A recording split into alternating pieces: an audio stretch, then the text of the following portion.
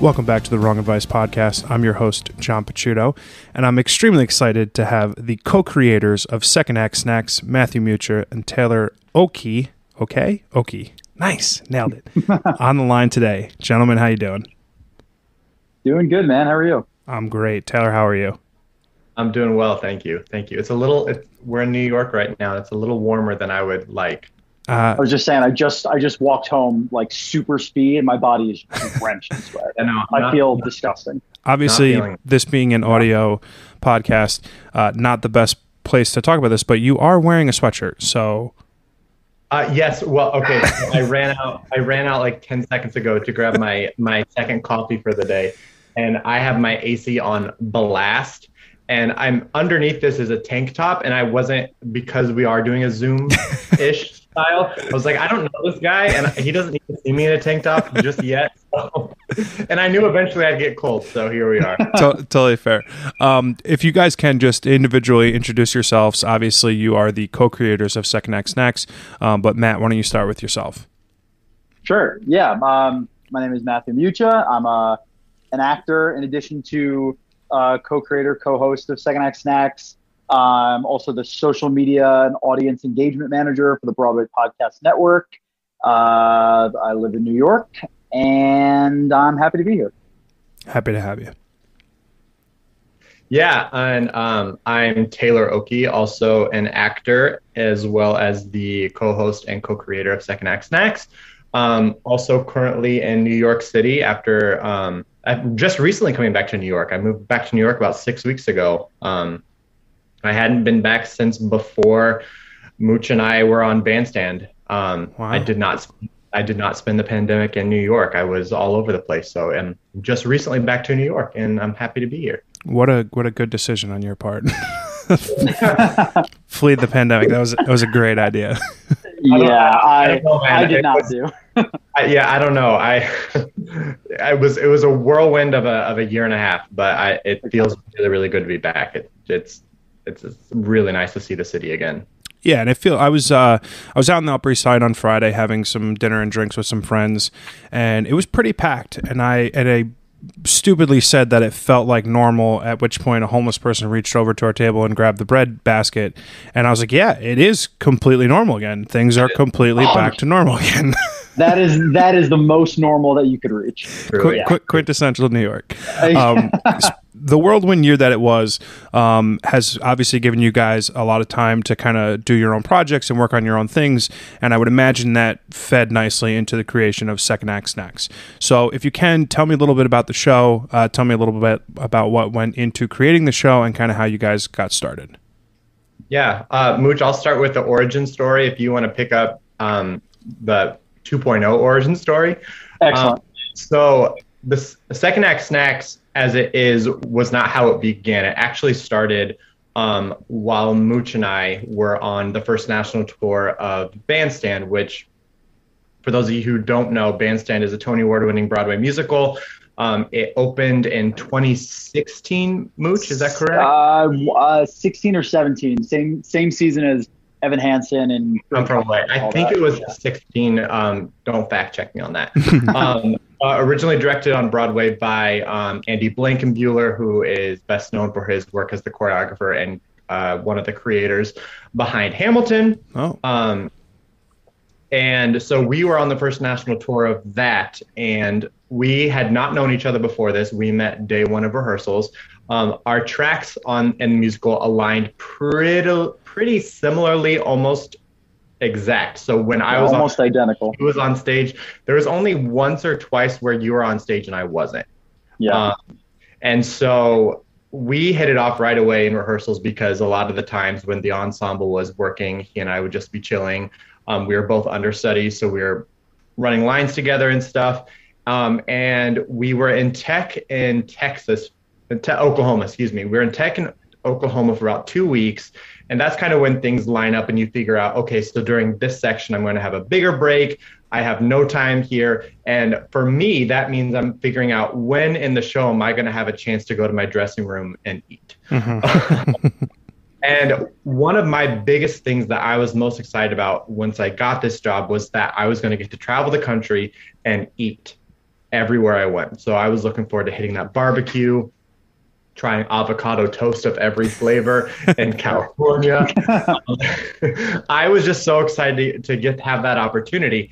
And so Mooch and I were in the dressing room during tech. We were on a break, and it kind of popped into my head. And I said, dude, you know what we should do? We have this break in Act 2 for like 20, 25 minutes where we do not have anything to do. We don't have a costume change. There's nothing going on. We should like find food from every stop, bring it into the dressing room, eat it, throw it on our Instagrams, and just like talk about it and rate it. It was meant to be nothing more than something to fill the time. Because in that 20 minutes, you really can't do anything. I remember he said, yeah, all I'm going to be doing is playing my Switch. Like you can't do a lot in 20 minutes. And so that's where the idea was born. And I said to him, I think we should call it like Second Act Snacks. And he was like, I love it. Yes. So that's it. That's so pragmatic. I love that. Yes. And I love a good alliteration. So the Second Act Snacks, it just rolls right off the tongue. And it was the first iteration of it was born on opening night of Bandstand in College Station, Texas. Which you can still see because I did an Instagram takeover for Bandstand's account on opening, and they saved it as a highlight. So if you go to their page, scrub through like the billion videos, you'll see the first ever Second Act Snacks video from Oklahoma City, and I love that still lives there. It's so funny to look at it and be like, that's where we're so young. But the funny thing is that snack we found literally, I think, an hour before we had to be at the theater, and we were in like the college coffee shop, and I was like, we have to find something. And so we were fishing through, and we found these plantain chips, and on the back it said made in Texas, and I was like, done, let's go. And that was it. And from there on out, it carried through the entire tour, every stop. It took off so much faster and in such a different way than he and I ever expected. We were talking about this a couple of weeks ago. One of our friends, while we were working on the show, was like, at what point did you realize that this was like, people like recognized you for this? Yeah. And I told her, I said, we walked out of the National Theater in Washington, D.C., and we were doing the stage door, and we had just done a 3-hour musical where we were our characters and everything. And I walked out to do the stage door, and I was signing playbills, and this girl says to me, do you know when the snack guys are going to be out? We made it. And literally, I texted him immediately because he had left before me, and I said, dude, I think we did it. That's so awesome. We are better known for this than anything we do in the show. I'm like, you just saw me on there for 3 hours. They're like, hold on, your 4-minute Instagram story, that's where I remember you. That's so awesome. But like fans of the show started bringing us snacks from, we would be in Michigan, and a fan of the show would be like, hey, you're coming to Michigan. I'm going to bring you guys these chips from this small store in Michigan. I want you guys to try them. And it became like this super interactive things with fans of Bandstand who inadvertently became fans of us and the Second Act Snacks, and it became this awesome thing. And we had these huge plans. We had just released our very first merch we had mugs made, and we had this huge like release because we had a solid 3 months left of the tour. We were contracted through June, and we had a good amount of time, and so we were planning on taking over the world, and then plans changed. Yeah, and that plan being the Big C. Yes, the Big C. The Big C. She who will not be named. Yeah, right. Yeah. I just had a friend of mine, Sienna, on the podcast earlier today, and she is referring to it as BC, so before COVID, and I was like, that's fucking perfect. Wow. That's excellent. It's like, shit, why didn't I come up with that? I'm feeling that. I am absolutely BC and then AV after vaccination. Yeah, right. Hopefully. Yeah, which Taylor perfectly leads us into what it is now, because we got the notice that March 13th, I think it was. We had like a big company meeting. Our production manager said, we're sending everybody home for like 2 weeks. We'll meet you. You'll fly out to Vegas in the end of April or end of March, whatever it was. Time went on. We eventually got the call that the tour wasn't going to go back out. And Taylor and I are both so similar in that we thrive when we're consistently working on something or creating something, and that's where I lend a lot of the success to, is that we both are we don't stop, which is a good thing and a bad thing sometimes.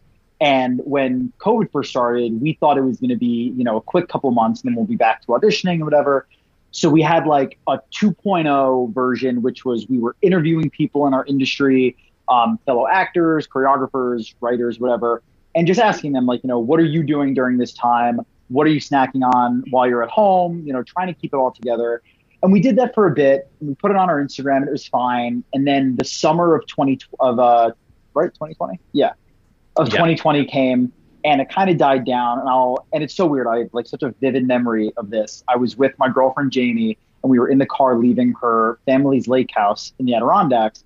And I was just sitting with her and I was like, there's something here. And it would be wrong to not explore it while we all have this time and we're sitting at home. It's like I played 300 hours of Animal Crossing on my Switch. It's like I have to do something a little bit more important than this. I had planted a garden for the first time. It was done. I had harvested it. Yeah. Life was we both had like our suburban lives and you're like, let's get back. So Taylor and I and Jamie, who my girlfriend is a super genius, has a business degree in addition to being an actor, and she had a lot of ideas. So the three of us kind of sat down and just spitballed what we could do in new iterations. And we came up with the idea that it is now, which Second Act Snacks explores the foods mentioned in Broadway musicals. And then our job is to find the real life version of it. Mm-hmm. So if you're familiar with Binging with Babish on YouTube, he recreates food found in movies and TV shows, but he cooks it. Guy Fieri, Diners, Drive-Ins, and Dives, all of that kind of stuff, but giving it this Broadway twist. So we sat there for the beginning of the second half of 2020 and, what shows are accessible? What could we do during a pandemic that we could travel somewhere? And we decided that, we're all in New York. Let's do only New York City. We'll exclusively eat outside. We will do as COVID safe as possible, masks on at all times, testing everything. And we worked with a few of our friends from our tour that helped us with wardrobe and helped us shoot and edit it. And our first season happened and we premiered it January of 2021 on Instagram, on YouTube. And we kind of, we're just in the mindset of like, this is something that we would love to see succeed for the long run. I don't know where it'll take us, how long it'll take us. And in February of this year, after was it our second episode, Taylor? Yeah. Mm-hmm. It was after our second episode dropped on Instagram and YouTube. We got an email from a associate of somebody at a new Broadway streaming service. And they just said, hey, we found your show. We would love to talk. And since then, am I allowed to say this? Yeah. I won't name names. I'll just don't names. We know that people know that future things are happening. So yes. So we with them, we're now able to create a second season. We were able to travel more because of vaccines and us restaurants being more open. So now it's just become like our whole lives. And Jamie is on as our producer. Taylor is still editing. I'm writing. We get to explore outside of New York for season 2, which we're excited about. And yeah, it's become so much bigger, so much quicker, but it's been a blast. And like you said, having the time during COVID, I think was weirdly a blessing in disguise because we were able to focus on it so heavily. That's so fucking awesome. I mean, I think a lot of people either took the shutdown of the pandemic one of two ways. They either leaned into it and like developed new skills or new hobbies or new passions, or they just kind of turtle shelled and didn't make it through as in like a better position. Thankfully, most people that I know have come out of what's been an otherwise shit year and a half. In a much better place. Talk to me creatively how the show kind of impacts like your creative muscles. Like I would imagine, like you mentioned, being on stage for 3 hours flexes a significantly different amount of creative muscles versus the show. Do you get kind of the same fulfillment out of doing the show as you do as performing on stage? Is it a different kind of high? Like kind of talk to me, between the creative differences. Sure. Taylor, I'll do writing and then you want to talk Yeah, great. So we've kind of divvied up our roles aside from co-creator, co-host. I write the scripts for the episodes and do some location scouting. So for season 1, we knew we were going to do Newsies. In Newsies, they talk about eating a pastrami on rye. So then my brain goes, all right, I'm thinking about, Newsies takes place in Manhattan, especially down on like the Lower East Side. Katz's Deli is there. Katz's Deli is known for the pastrami. It just connects itself. So like Taylor said, us both being massive foodies, it scratches that itch of being excited to like eat something that looks really fucking good. And also I've always liked to write, so it allows me to flex that muscle, which I don't get to as much as an actor. And then it's funny, but when we do the show and when we shot the first and second season, we're acting because we're on camera, which acting on camera is super different from stage acting just because it's a lot smaller. But like when we're doing a show like Bandstand, we're singing, dancing, and acting for 3 hours as characters. Whereas for this, like, it's Taylor and me being ourselves. There's a script, which if one of us says a line wrong, I wrote it, so I don't really give a shit, so it's fine. I'm like, there were days where Taylor's like, what was that line? I was like, you could say whatever you want as long as it's coherent, we're fine. Yeah. And we're good to go. And it's been flexing, I'd say, a different muscle that I think a lot of actors get when they work on set for film is, with theater, it's live, you do it a million times every single night. Whereas with film, we would shoot an episode a day and then I forget about the script and everything that happened. Whereas as an actor, we're living with the Bandstand choreography for 9 months straight, which is a whole different thing. So it's a lot quicker, I'd say, when we were like shooting on film. But it also gives us, on camera experience that we got to create our own work. And now I feel more comfortable sending in for like commercial stuff. Cause I'm like, oh, I've worked behind the camera a little bit, not as a character, but as a, heightened version of myself doing something similar. Right. Yeah. Yeah. I mean, I would to bounce off of what you're saying, Mooch, I think in the show, it was funny. I listened to an interview Whoopi Goldberg gave where she's now, she's a multi-award winning actor, but she hosts The View. She's a co-host of The View. And she said, I play a character on The View. She's like, I'm acting on The View. I'm playing a version of myself. And honestly, I would say that about both of us. Like, we are definitely still playing ourselves, but it's like a caricature-ish version of ourselves. It just is like broadened. So I definitely still get the itch. I definitely scratch the itch as an actor in that sense. So Mooch does a lot of the post-production stuff, taking care of, like he said, organizing where we're going, the food we're eating. Quite frankly, like, we have a running list of the musicals that we'll think of a musical and then you'll hear a food and be like, oh yeah, this is perfect. But then he's the one who decides, yeah, we're going to do this episode in this musical. We're going to this restaurant.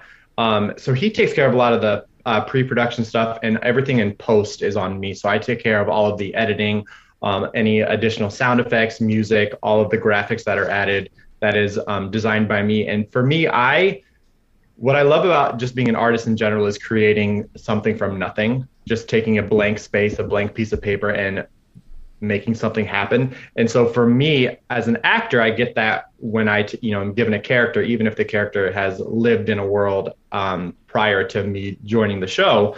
To me, that's where I scratch my creative itch as an actor. And so for this, it's a very similar feeling that we have literally created this baby that did not exist beforehand. I've always wanted to get into the production side of things and producing content like this. And so truly, this was something that I always hoped happened, but I never knew how it would happen. And I've said this a lot, the pandemic, while it has taken away so much and has been, tragic and traumatic for all of us, I do think there will come to a point, and I think we're seeing this already, where you're going to hear stories like ours where people say, because of the pandemic, this X, Y, and Z happened to me and it changed my life. Absolutely. And I truly, Mooch and I started a business with his girlfriend, Jamie. Like, the three of us literally started a business because of what happened to us. And I don't think it would have happened, or at least it would not have happened in the way it did if it were not for this pandemic that came into our lives. I couldn't agree with you more. I mean, that's the, making lemonade out of lemons kind of euphemism. I mean, I wouldn't be having this podcast with you guys today if it wasn't for the pandemic. I wouldn't have fallen, re-fallen in love with photography had it not been for the pandemic. I think, harken back to, what I said previously, like you either took the trauma of the last year and did one of two things with it. You either thrived or, barely made it through. And it's inspirational when I get the opportunity to talk with people who also have come such a long way through what's obviously been a shitty situation for sure. I will add to that though. I definitely did a little bit of both. I was going to say the turtle shelling. I did binge drink for the first month or two. Yeah, I spent I would say a solid, from March until at least June, if not mid-July, like turtle shelling. My pandemic was sponsored by White Claws and people.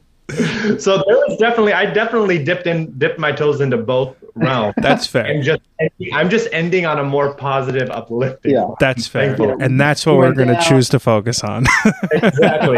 Not the 900 White Claws. We're going to focus on second. If White Claw is listening to this, and still wants to sponsor me, I'm happy to oblige. The Rogue Advice Podcast brought to you by White Claw.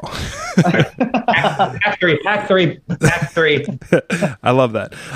I've fallen into a creative career kind of later in life. I didn't, truly embrace my love for the creative arts until the last, call it 4 or 5 years, and really doubling down into it since the pandemic started. But I would assume that you guys had extremely creative lives, being in plays and musicals and acting, from childhood on. So talk to me a little bit about the creative process, just on an individual basis. Talk to me about the growth that you've seen in yourself from, what might have been your first play in 3rd or 4th grade all the way up until obviously a tremendous success like going on tour with a very well-known show like Bandstand. Yeah. Do you want to go for it, Mooch? Take Sure. Yeah. So I come from a family of football people. My dad's a football coach, played football. My brother works for the Giants. Big athletic family. As a kid, I tried them all, never stuck, was not for me. And in the 5th grade, I think, my music teacher, Mrs. Ruffman, asked me to sing A Whole New World at our graduation, and I sang it like the mic was in my hand as close as possible. My head was down. I was like, pissing my pants. And that was like my first little inkling of something, and then I kind of forgot about it. And then in 8th grade at my middle school, my friends and I thought it'd be funny as a joke to audition for the musical, and like, if we're in it, that'll be fun, and we'll just like mess around and whatever. So my middle school was doing a production of Aladdin, and my best friend got Aladdin, and I was the genie. Nice. And it was, oh God, I'll show you some pictures. They're brutal. They painted me in blue latex paint, which my mother literally had to carve off of my skin. I don't know who decided that was the option for a fat 12-year-old, but whatever it was. And I just so vividly remember, like, while doing that show, like, I could tell there were other people that liked what we were doing and like enjoyed rehearsal, but I would like sit with my director and be like, I want to talk about like, what my character's feeling here, and like how did you guys make that happen? And it just sparked something in me that I hadn't felt before. And then I was lucky enough to go to a high school that had a really strong musical theater and straight acting department. So we had the Masks, which did a Shakespeare in the fall, and then a play in the spring. And then our musical department did a big musical every spring. And it allowed me to really flex those muscles and see where I wanted to end up. And I just feel super grateful, because I know there are a lot of other high schools, middle schools, that the arts aren't as funded or aren't as supported. And definitely, I don't think I'd be where I am now without that foundation that I had, which led me to go to Marymount Manhattan College. I graduated in 2018 with my BFA in acting and musical theater. And since then, I've done some regional stuff, toured and everything. And it's just been a really cool experience to have found my thing, knowing that as a kid, I was like, oh, I see what my brother loves to do. And I get that. And as like a little brother, I was like, oh, I also want to maybe my thing will also be football. And then I try and I'm like, I'm awful at this and I don't give a shit about anything about it. I like to watch football, but I'm like, I don't need to get thrown on the field. That's not fun. Yeah. I was like, however, put me in tights and dance shoes, I'm having a ball. So let's go. And it was cool seeing it click. And now, you know, like my family are like the biggest theater fans. And like my brother gets jacked up when I get a job, or like my dad, I'll never forget, we watched like Company on Netflix once, like the live version, and he was like, that was awesome. Yeah. I was like, hell yeah. I was like, fuck your Super Bowl, you have Netflix pro shots, this is excellent, this is sick. But yeah, it's been cool to like find myself and feel settled in it, and you know, grateful to be able to make a career out of it and a living. That's awesome. How about you, Tyler? Yeah. So I'm a few years older than Mooch. And by few, I mean 6, 7 years older than you. Oh, I think Mooch is 14 years old, so it's fine. Yeah. Yeah, thank you so much. Yeah. You just turned 21. Exactly. So, listen, whenever I can't figure out how to hook my Instagram up to something, I say, Mooch, I call him. I help Grandpa. Great. Yeah, totally. So my journey up to this point has kind of been a roundabout way, actually. So very similar to Mooch, I grew up in a house of one of 4 boys. I had a very athletic father. I have very athletic brothers. I attempted everything and was never good at anything. I was kind of good at swimming, so I did stick with swimming, but my hand-eye coordination is quite poor. So I swam from about 6th grade through high school, and that was kind of my thing. I started singing like any good boy from Indiana. I started singing really young in church, sure. Of course, in church. And my parents were involved in like the worship team at the time, and so they had got me into voice and piano lessons pretty young, like 5 or 6 years old. And I continued that up until high school, and then I was like, okay, screw this. I'm getting into high school. I'm going to quit singing and I'm done. That was fun. I'm going to just swim and just be in high school and really focus on my studies. Mm-hmm. So for the first, 2 years of high school, I was done. I didn't really sing. I didn't do anything. And I was, put myself on the path. I was going to go into medicine. I was going to, take a legit stand in my life. And my junior year, we had a new choir director come into the high school, and she goes, and she knew me from when I was a kid, and she knew I was no longer singing, and she said, "Yeah, that was cute. You're in choir now." And so, and then that exact same year, I was in a high school musical, to be exact, which was the first musical I had done since I was like 12. So there's a big gap where I just stopped all of this. And so in that same year, I found my love for singing again. I found my love for music again. And I thank God for that teacher, because, I see her, she comes to see every show that I'm in. She came to all bandstand, and every time I see her, I'm like, this is your fault. Like, this is 100% your fault. But I didn't go. But when I finished high school, I attended Elmhurst University, starting nursing and pre-med. I was like, okay, that was fun, but it's never going to be my career. Coming from a small town, you don't think, I feel like Mooch being on the East Coast, having a really strong theater program, being so close to New York, like it's a viable career. In Indiana, it seems more like, oh, I could get there by train. So Yes. In Indiana, that is not an option. And so, I went to Elmhurst University, was starting pre-med, ended up switching music ed about halfway through, and graduated with a BM in music education, and taught 4 years in Chicago as a teacher. And I was dipping into the theater scene in Chicago while I was doing that. So I was juggling both worlds. And it got to a point, I like 2015, where I was so burnt out from teaching. It was really, really detrimental. It was just not what I wanted it to be, not the career I thought it was going to be. And I was so happy when I was in the rehearsal space and when I was auditioning, when I got the chance. And so I decided, all right, I'm going to put the eggs in the basket. I'm going to do what I didn't have the balls to do when I was 18. Looked up MFA programs and auditioned for one program at the Boston Conservatory that had a MFA in acting with a really strong emphasis in musical theater, and got in, quit teaching, and spent 2.5 years in Boston. And that I graduated in 2018, did a quick gig, a quick summer stock gig, and then moved to New York in the fall of 2018.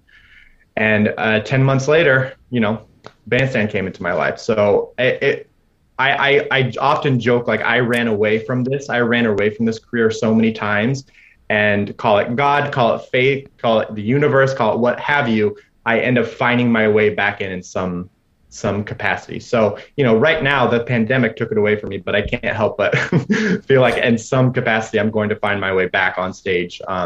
But yeah, so it was a roundabout way. I keep trying to get away from it. It just keeps every time I get out, it brings me back in. Exactly. I love that. That's pretty awesome. It's very unique to see how you guys had like very similar yet different paths to inevitably like the same place. That's kind of cool.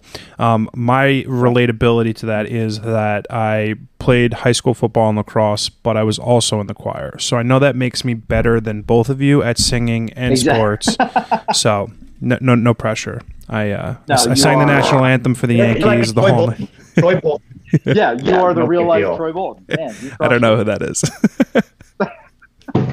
Zac Efron, High School Musical. Oh, okay, oh my God. Sorry, stop this podcast now. Sorry, never saw it. High School Musical 1, 2, and 3. Come on. Yeah. I know I'm a big Vanessa Hudgens fan, so you figured I'd have seen it, but I haven't. Well, there you go. Have a movie night.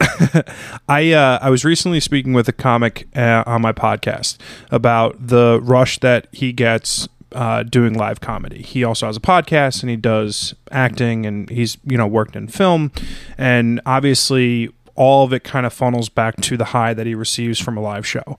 So you guys have the benefit of being able to do shows in front of live audiences, BC and after Vex, as Matt said, and then also you're flexing creative muscles, doing Second Act Snacks. Which, if you had to choose, do you get more of like a life boner, so to speak, from Second Act Snacks, or from getting like that visceral reaction from the crowd, if you had to choose one? They're just so different. It's hard to compare. Yeah. I will say there is absolutely nothing like being on stage and hearing the audience react and feeling their energy with you. It's so cliche, and you hear every stage actor say this, but there's just such a difference from experiencing and going on a journey through a show with 1,000, 110 people in the audience, feeling that energy. Like we're human beings, and we're made to experience things together. And so, and like Mucha and I, we're both goons, we're both idiots. Like we're comedic actors, and we feed off of like hearing a response. And so I will say, like, filming Second Act Snacks, we are still very much idiots and still very much goons, but it's hard to we'll do a joke, we'll do a bit, and like there's really no way to know if the bit landed until there's the immediacy. Jamie will give us like a pity laugh. Yeah. Exactly. Jamie will be like, there was sometimes our DP Gab, like we would do a joke or we would say something, and if I would see her smirk inside, I'd be like, okay, no, it's funny, we're funny, we got this. But yeah, they're just different media. It's so hard to compare the two to one another. Well, it's the immediacy of the reaction, right? You're putting something out online, and it's based on views and thumbs up and all that bullshit. Yeah. So the immediacy is obviously different, but they are in essence giving you similar fulfillment, which is cool. Yeah. I feel like with the live stuff too. Like I thrive when something goes horribly wrong during the show. That's surprising. If someone if somebody drops, like there was a moment in Bandstand, I don't know if it was a shoe or a cup or something, but like during a massive dance number where Taylor and I are kind of like on the outside, like doing our own thing. I remember like somebody dropped something, and then instantly it's like you and the 20 other people are singing the right notes, the right words, dancing the right steps, still acting, but your brain in another world is like, okay, who's gonna get the cup? Who's and then when you see someone, you're like, hell yeah, they were on it. They knew what's up. And there's something about the fact that that's always different, and that it's, you do the same show, but especially when we were on tour for so long, there would be some days where, we're exhausted. So we'd be like, you know what, today I'm going to feel, I'm going to give this line a little bit different today, or I'm going to do something like this. And being able to change it up, even just like within our own company was fun. but I will say I'm seeing more and more it's not the same feeling, but it's a similar type thing with like social media and online. It's like you can drop, like this morning, the West Side Story trailer, another one got dropped, and that drops, and then you see social media blow up so quickly and so viscerally, where it's almost the same thing as like an audience reacting in real time, because you have the ability to see it on every platform. People can, like you said, give it a thumbs up, give it a view, which isn't the same, but the immediacy feels similar. But like Taylor said, there's just such a connection and an amazing feeling, like when the energy is on and when everyone on stage is like doing their thing to the highest caliber, they're at 100, everyone's working together on stage and off. There's just something different about it. It's like the sports analogy. You guys are very much a team, kind of working towards the same goal. That's cool. Totally. I did watch In the Heights twice on HBO Max. Oh, sick. Fucking loved it. It was amazing. Awesome. I'm not a huge theater guy. I'm 6'1", I'm 230 pounds. Every New York City theater is not made for men of my size. The last show I saw was Springsteen on Broadway, and while it was incredible, and I love going to shows, I think they're just wonderful, and worth all the money in the world to go see them, because what those you guys do on stage is tremendous. I just can't get comfortable. I was like, it doesn't matter how many bourbons or wines I have in the theater. I'm just like, okay, this is 2.5 more hours. It's like miserable. Yeah. You can't tell, but I'm 6'4". Oh, Jesus. Trust me. I Taylor's huge. More. Yeah. I'm not in the audience because I'm on stage because I can't be in the audience. I just don't fit. That's the only thing that pushes me away from going to more shows, because I know I'm just going to be entirely too uncomfortable for close to 3 hours. That's true. My mom always gets an aisle seat. Yeah, and I do too. I do too, but it's only good for one of your two legs. The entire show, you're just consistently moving one leg over to the side. That's you're exactly correct. There it is. Creative careers are difficult, right? Because without the proper support system around you, without people who are rooting you on, friends, family, significant others, etc., it could be like very quiet, right? It can be kind of difficult to chase a dream when you don't have people rooting you on. Talk to me a little bit about the support systems that you guys had growing up, and then even now as you kind of grow into your second stage of Second Act Snacks. But talk to me about like people who have supported you growing up throughout your creative endeavors. Yeah. I feel you go. You take it. You take it first. Like I said, growing up in a family that wasn't theatrical immediately was, I wouldn't say it was hard. It was just like finding my footing and being like, oh, all right, like this is cool. Like this is fine that I'm going to do it. Consistently having support from my parents, my brother, especially my mom's mom, my grandma, who passed last July, was where I must get it from, because she was just like, loved theater, a singer, a dancer. She'll tell you 1,000 times how great she was about everything. She would write Yiddish versions of already existing like fairy tales and then put them on in like a community center. And she was the person who I like, if I mentioned something, she would already be keyed in and she would like have the conversation with me. And like you said, it can be a lonely career, because with other jobs, there's, more or less like a ladder system. You can rise the ranks of a company, and with hard work, you'll get rewarded. With theater, I have friends that have been on Broadway before, haven't worked in 10 years, because there's no, there is no like, oh, he was really good in that, he'll be in something again. It may not happen. So having a home base of, my parents, my brother, I'm really lucky to have a really good, close group of friends. A lot of us from Bandstand got really close quickly, and with the pandemic, it was nice to have people that were going through the exact same thing, getting laid off from a job. What are we doing now? Scrambling. And it was nice. One thing I never heard was, you can't do it, or like, it's not going to happen. I was always trusted to be like, if you want to try it, by all means. And if it doesn't work out, you will fall somewhere else and you will land somewhere else and you'll be happy. But if this is what you want to do, I was lucky enough to, like I said, have a great high school. I went to a great college that I really enjoyed, and just, not hearing no from the support system, because in our day-to-day, we hear no more than any other word. So having that to come back to after like a shitty audition or something was important. That's awesome. How about you, Taylor? Yeah. Very similarly, I not like aside from just like for fun, like my family really isn't theatrically or musically driven, and so but they have always been extremely supportive, and that's my parents, that's my siblings, that's my extended family, and so I've always been really fortunate to have that. I think, again, coming from small town Indiana, less than 10,000 people in my hometown, graduated with 100 people, if on a good day, if that. Oh, wow.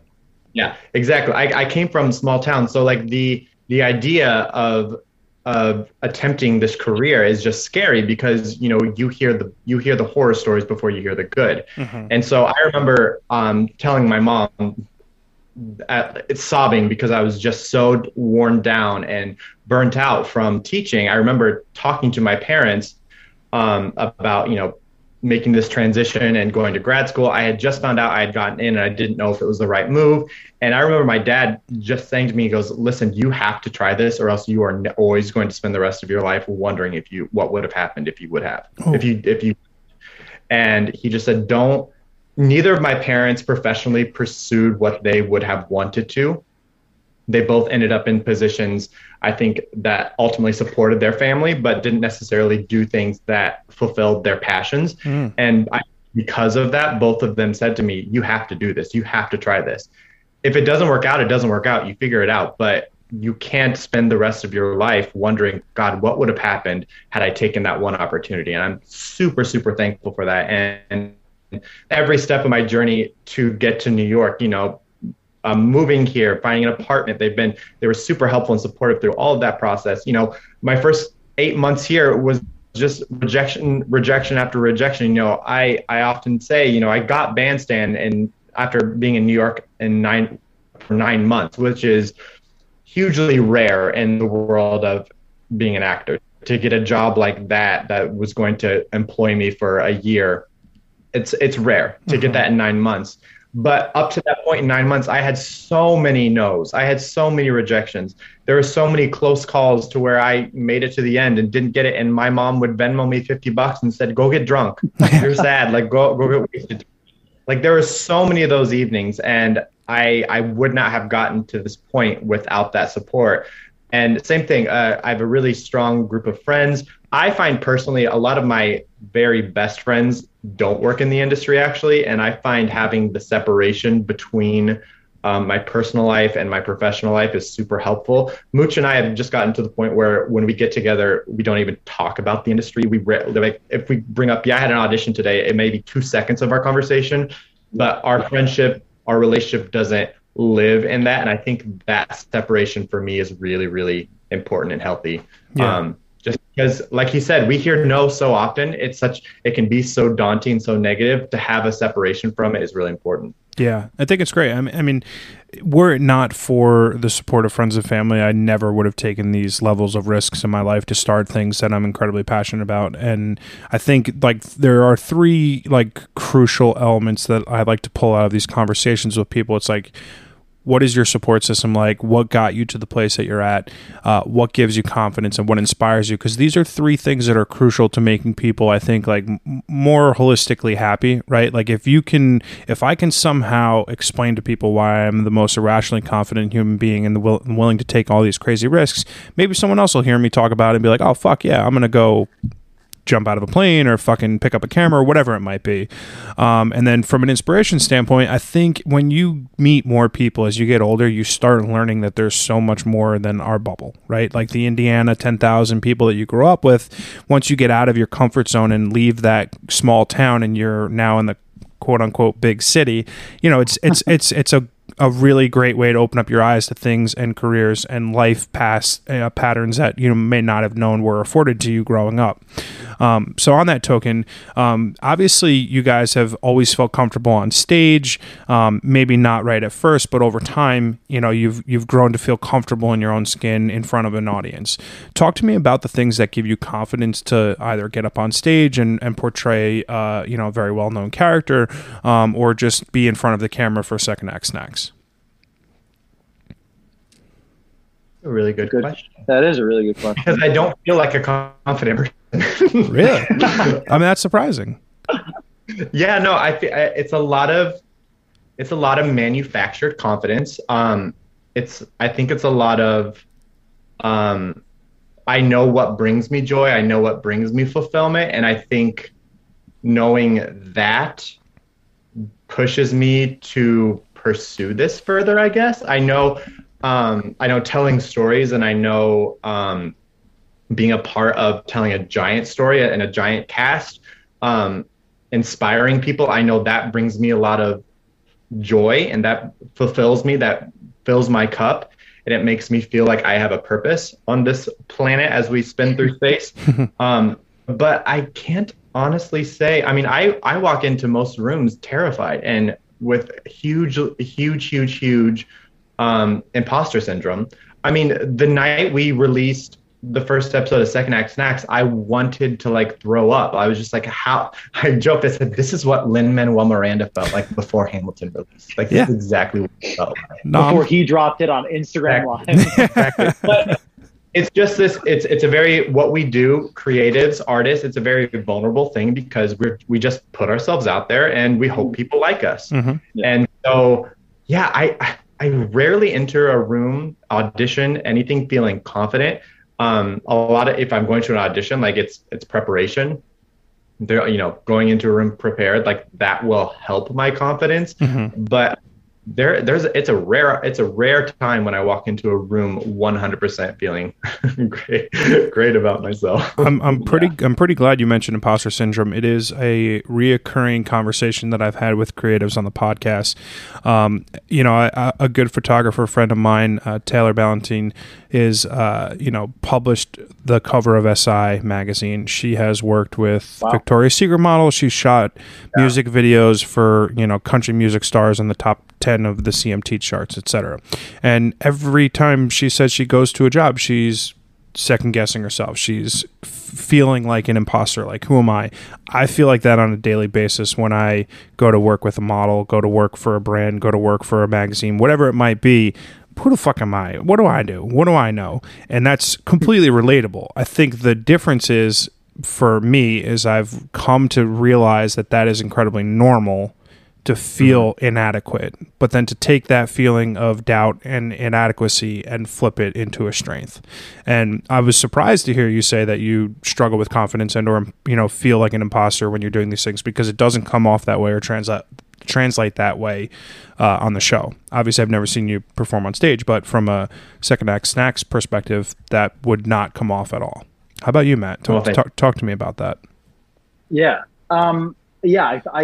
I did a contract with a girl a couple of years ago, right out of college, and we somehow got into the conversation about auditioning, because essentially for someone who's not an actor, an audition, it's a job interview, and you could have 6 of them a day, and you're being told no 100% of the time, mainly, and it sucks sometimes to just walk in and prep 40 pages of material, memorize 3 songs, work on it with your voice teacher. You go in, they ask you for one side, 16 bars of the song. Thank you, goodbye. They never looked up. Mm-hmm. And you're like, that sucks. And it's unfortunately, because the industry is what it is and there's so many people, it's not forgiving. It's not warm sometimes. But this girl that I was talking to, she told me, she's like, I learned to just every time before I walk in a room, she's like, I say to myself, they would be so lucky to have me in their show. Mm. And then she's like, that puts me in the mindset of, at the end of the day, they're holding auditions to find pieces of a puzzle that they need. They have a director, they have a choreographer, they have a musician, whatever. Now they need to find the cast. And you are hopefully going to fill that part. They're as much as sometimes it doesn't feel like it, the people behind the table are rooting for you, because if you do well, it makes their job so much easier. And if you are right for the part, they can say, great, we don't have to look for this anymore. And kind of coming to terms with that fact, and just the mindset of hopefully I'm the person for it. And if I'm not, I did everything I could today. And I got seen by them. And whether it was my voice or the way I look or the way, I read the sides or whatever, it just wasn't it today. And separating it from putting everything into every audition, I think was big too. It gave me a lot more confidence just to go to the audition, maybe quickly talk about it, like with Jamie for a minute or two. And then I'm like, if there's more to talk about later on, I will. But right now it's out of sight, out of mind. Which, like I said, some days you're doing, 3 to 5 auditions a day. And if you sit in every single one of them, you're going to drive yourself insane. Yeah. Especially if you're hearing no, or more so if you're hearing yes to things and then not getting it. What did I do wrong? Why am I not enough for this right now? So that mindset of our casting director from Bandstand said it really well in a podcast interview she was on once, saying that, a lot of time actors talk about the other side of the table and saying like, well, I wish I knew what they were thinking on the other side. And she's like, we're all on the same side. At the end of the day, we're all looking to do the same thing. We have different roles in that. We have different jobs, and, people get hired in different ways, but connecting yourself to what they want and thinking like, maybe I'm the one, maybe today is the day. Right. And not to say that some days that never works and I'm like, this blows today, but like Taylor said, like the manufactured confidence and kind of self-hyping up just to be like, oh, that's it, and see what happens. Yeah. And then as far as stage stuff with confidence, I love theater. I love the work. I love the music. And I feel like a lot of the times if I'm nervous, just leaning into the material and something that, like going back to what we said, live energy versus film energy, if I'm feeling off or something, I can look over at Taylor, who is doing his job, and I'm like, okay, he's on, I'm good. I'm in my spot. I'm doing what I need to do.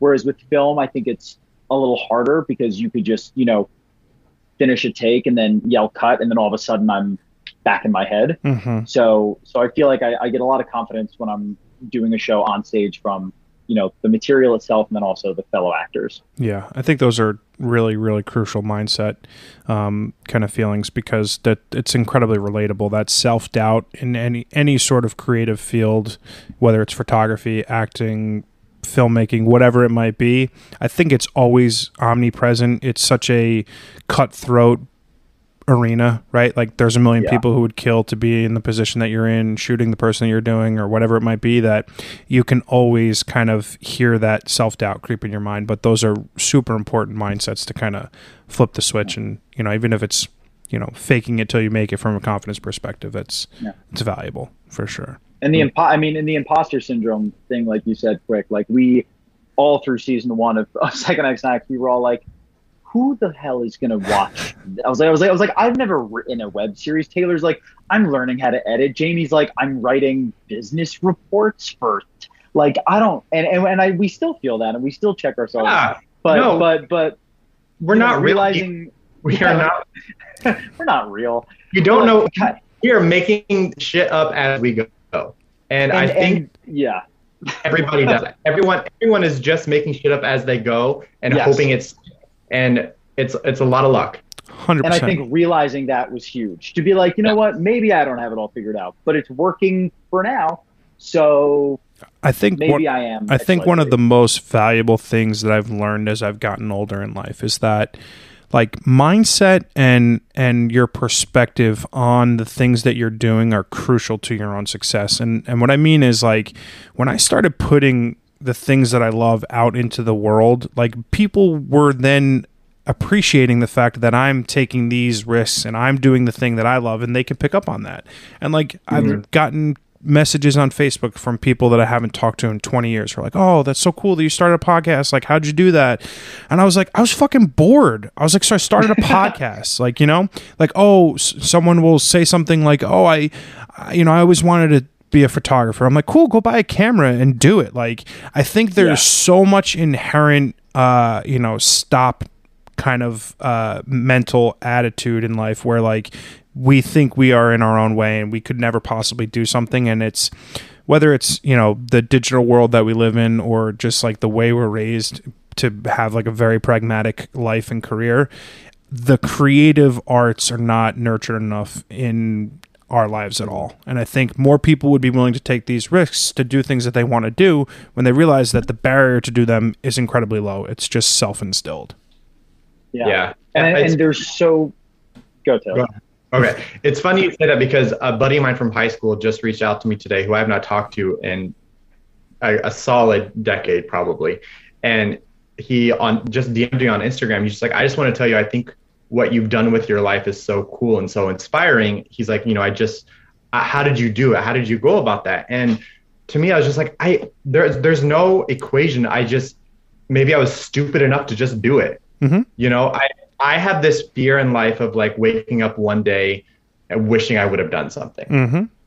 And that fear is what drives me each and every day, because I don't want to look back when I'm 50 or 40 years old and say, man, wish I would have taken that opportunity, or, oh God, what would have happened if I would have done this? So my goal when I wake up every day is to not look back and say, I should have done that. I wish I would have done that. And I think that's what drives me. Maybe that's what gives me the fake confidence that's there, is when, an opportunity comes, I take it, because I don't want to not know what it, I don't want to not know what could have happened. Mm-hmm. You don't want to regret not having tried. Yeah. I don't want to regret anything. No regrets. Yeah. Yeah. RAGRETS. Not a single letter. No, I love that. I just had a podcast earlier today where I was talking about that exact same thing. 2020 was the most financially successful year of my life. 2021 is the least financially successful year of my life. The independent, like, mature growth that I've experienced over the last 9 months of 2021, the amount of life satisfaction and life affirming things that I've done in the last 9 months, I wouldn't trade for any dollar figure in the world. And I couldn't have been given this opportunity to realize this about myself had it not been for an otherwise shitty situation. But to what you said, it is incredibly important to have the mindset that we are here for like the blink of an eye, a blip in the span of human consciousness. And you got to do the things that you want to do. Like, who wants to be a 65-year-old retiree and say, now what? Yep. Yeah. Yep.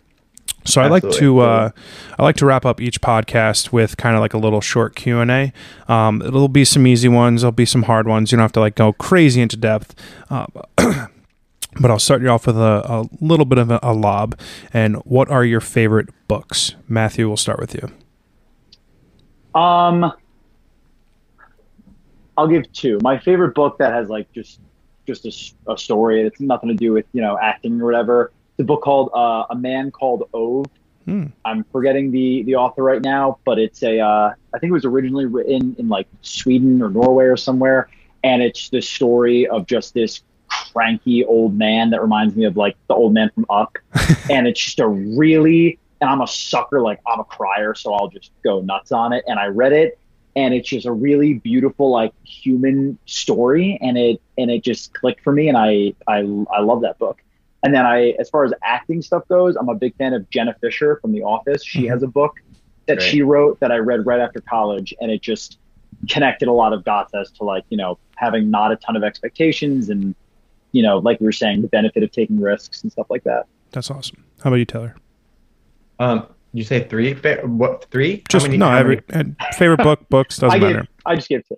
You gave two. Great. I don't like to be told what to do very much. So reading like self-help books, I'm like, no, fuck off and don't tell me what to do. But I love to read autobiographies, because I love to hear people's stories about, when they're dirt poor, living in a box, and to the point of the success and the acclaim or what have you. So I have been reading those a lot recently to kind of try and inspire me during this time of like hold in my acting career. Cicely Tyson's autobiography that came out earlier this year is brilliant. I cannot recommend that enough. Also, Matthew McConaughey's autobiography, Greenlight, was also really good. Very Those good. two have two of my absolute favorites that I've read this year. Nice. What are your favorite movies? It's movie, but I'm using S because there's two of you. So, Matt, we'll start with you. Breakfast Club, since I was in high school. Just character, everything. I love that movie. I have three. These three are the three that if they're on TV, I have to stop and watch them. The first being Titanic. Love it. Don't judge it. Love it. Don't. Did you see me roll my eyes when you're like, "Don't judge it"? I was like, "Oh God." Because everyone does. Who has five? If it's on TV, who has 5 hours to watch the Titanic? Yeah. Oh, I need to cancel my week to watch this. You find it. You find it. All right. Titanic, and yes, I did go back and see it in theaters when it was released in 3D. Thank you for asking. Titanic, Mrs. Doubtfire, and The Devil Wears Prada. Oh, hey, listen, Mrs. Doubtfire, all-time favorite. I actually love The Devil Wears Prada. Mm-hmm. I've seen Devil's Wears Prada 10 fucking times. It's such a random thing that all three of those comedy, are musicals too. Yeah. Three musical adaptations of all those. Titanic in the older days, Doubtfire this season, and Devil Wears Prada is in the workshop right now. Didn't know that. That's pretty cool. Yeah. This is super appropriate for the host of Second Act Snacks. What is your favorite food? Buffalo wings, hands down. I love the flavor of buffalo, but like buffalo wings all day, every day. I love Mexican food, and I also love barbecue. So like a Tex-Mex burrito, something like that. Like give me like brisket, but also like hot sauce and avocado, all stuff like that. And I have a massive sweet tooth, so like brownies and cookies for the entire day. Nice. You said favorite. Which one? No, it's cool. You can however many you want. I got two hands. I hold the burrito in this hand, the brownie in the other hand. All right. What is the best piece of advice that someone has given you? I know mine. Mucha, go ahead, Tyler. For a second. Mine was my college voice teacher.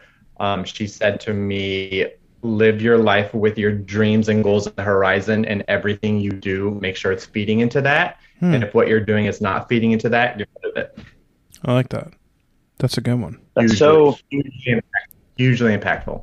I feel like you'd see that on like a Target sign. That's awesome. I know, right? So at least home goods. Yeah, at least home goods. I can't think of anything specific to me, but something that I think about a lot, and it was in my grandfather's, I think it was in the obituary or something. It was a quote that they pulled from him that at like Christmas and holiday times, he would like look at my grandma and say, like, while looking at the family, like look at what we've made. And that has stuck with me in a lot of different ways, just to like be able to take a step back in the craziness of everything and be like, look at what's around and, take a minute and appreciate all the stuff that's there. So it was never said directly to me, maybe at like Christmas when I was 4, but that sticks with me. I like that. In the vein of what Taylor said, what is your guys' biggest dream individually, or for Second Act Snacks? I think individually, this is going to be really cliche and kind of like a Miss America answer. Individually, I just want to I want to wake up happy. Yeah. Again, it's this fear instilled in me that I'm going to wake up one day and look back at it with regrets. And so I just want to be able to wake up every day fulfilled and happy. And I know there are certain things in my life that I need to feel that. Like a lot of it is, am I fulfilled creatively, personally? A lot of that has to do with being happy, but overall, like, it's just, I want to be able to wake up every day happy, and whatever facet of or phase of life I'm in, I think that'll change as to what's feeding into my happiness. That's a great answer. Thank you. Yeah. Did I win? Do I get the crown? You did it. Congrats. One LaCroix. Congratulations. With lemon, not going to happen. Oh, no. Give me key lime. I'll take the limoncello though. That's great. I think very similarly to Taylor, and I just want to, the cliche thing is like, I want to work on Broadway until I'm 1,000 years old. Like that's the end. That's what I would love to do, but I just want to work in this industry and be happy doing so. It could be in any way. If one day I lost my voice and I couldn't sing forever, I want to write. I can't write. I want to do, stay connected to this industry because the energy of it, the people, the work it just makes me very fulfilled. I love that. That's from a Second Act Snack standpoint, though, I think, and he and I have just talked about this a lot. World domination, obviously. But I think both of us would love to see this grow as a company. Like, we do have a lot of ideas as far as producing further content and things to branch off and tell stories. A lot of what we love about the show is that it's about community. It's about connecting with each other. You know, food and theater are two tools that connect people socially. Mm-hmm. And we've just taken this idea and combined it into one. And I think we want to continue to produce further content and further episodes and further series that does that and holds it together. And especially right now, after the year and a half that we've had where we haven't been able to connect with one another in person, I think if we can provide a tool for that in many different facets, I think that is something that we would love to see happen with the company. That's awesome. Yeah. My last question is pretty easy. It's just give me a recommendation on something that you've consumed lately, whether it's a book you read, a podcast you listened to, a TV show you watched, a movie you've seen, something, just something you've consumed lately that you think everyone listening should take a look at or read. Consume. I'll go first. Great word. Yeah. I just watched The Voyeurs on Amazon Prime with Sydney Sweeney. Sydney Sweeney, right? Yeah. Holy fucking shit. I was texting a friend of mine at the beginning of it. I was like, this movie's fucking terrible. And then the last hour, the amount of twists and turns and plot flip arounds, I was like, holy shit, I think I fucking love this movie. So go check it out. It's wild. It's a borderline pornography midway through. Threw me for a huge loop. But I'm gonna have to watch it again. It was wild. The ending was such a mind fuck. It had to be good. It had to be. It's the only way I could describe it. Wow. I'll say something that I watched recently, and it's in the vein of all this. That's fine. The musical Waitress opened last week. They had their opening, and their Thursday. Yeah. And their entire post curtain speech, everything was recorded, and you could find it on YouTube and stuff. And one of the original company members, Nick Cordero, passed away due to COVID, and they have a really big, almost like a memorial, like a reunion for him. And the whole company sings one of Nick's original songs with his wife is on stage.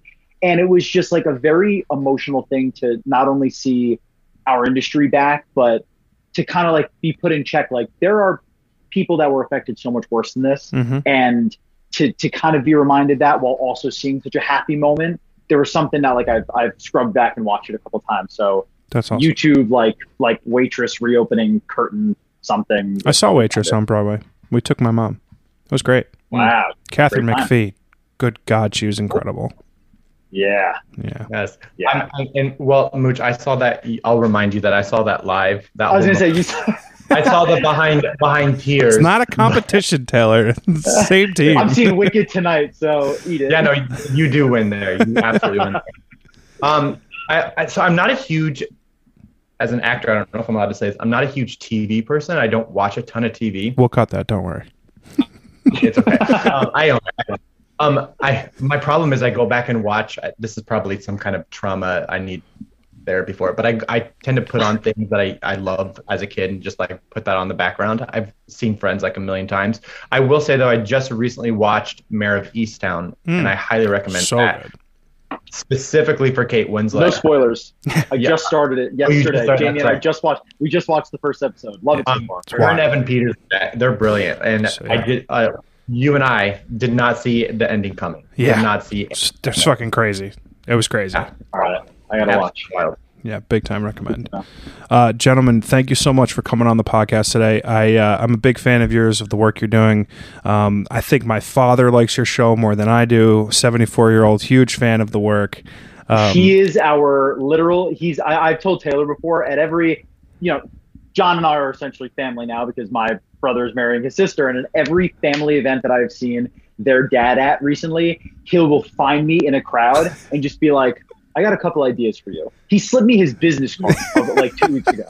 And I still have it in my drawer because I'm like, this guy knows. Oh God, he's too funny. I'm super happy for all your successes, and it's easy to root you guys on. You're two tremendous human beings, and I wish you all the success in the world. And I'm super appreciative of the time that we just spent together today. And thank you so much for coming on.